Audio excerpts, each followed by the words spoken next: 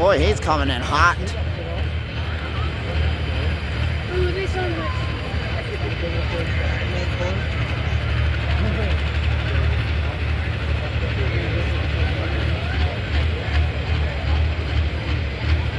As I said, they're going to be crowning the champion here tonight in Region 3 for Super Farm.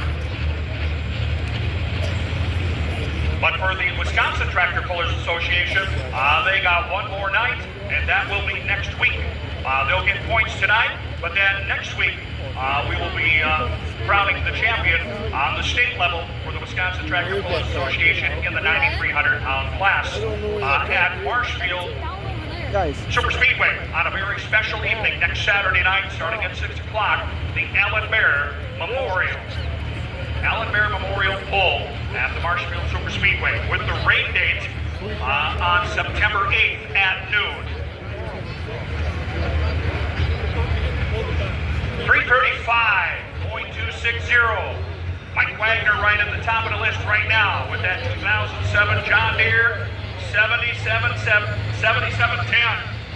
But this is Andy Schuldt. Ridgeland, Iowa. And Red Resurrection